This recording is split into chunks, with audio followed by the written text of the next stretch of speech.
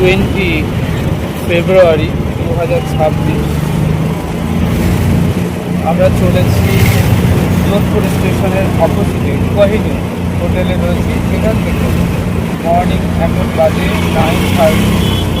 আমরা চলেছি এখান থেকে যোধপুরের best tourist spot Umaid palace ঘুরে দেখতে।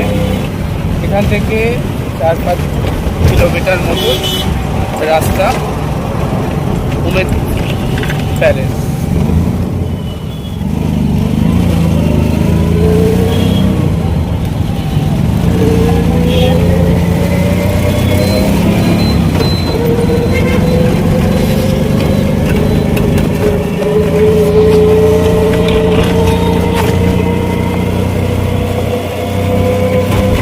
আমরা এখন উমেদ প্যালেস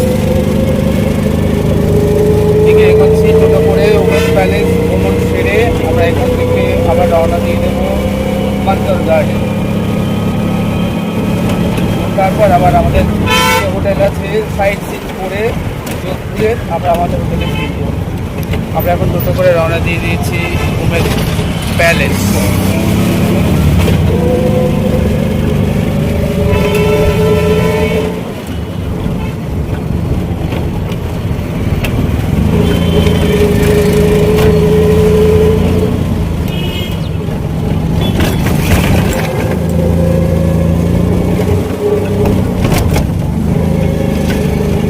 চলেছি উমেদ প্যালেস।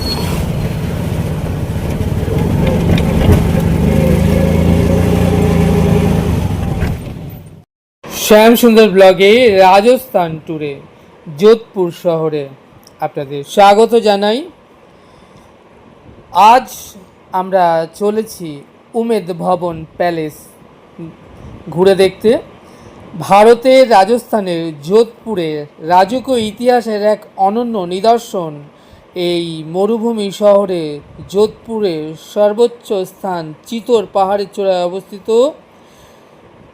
এই উমেদ ভবন প্যালেস। এটি বিশ্বের বৃহত্তম ব্যক্তিগত বাসস্থানগুলির মধ্যে একটি এবং এটি তৈরি হয়েছিল মূলত একটি মানবিক উদ্দেশ্য নিয়ে।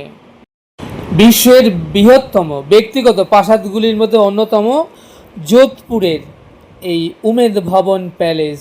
এখানে পরিবার নিয়ে থাকেন মহারাজা গজ সিং দ্বিতীয়। বাকি অংশে সংগ্রহশালা, এছাড়া রয়েছে বিলাসবহুল তাজ হোটেল। এই বিল্ডিংয়ে পর্যবেক্ষণ করেন তাজ গ্রুপ।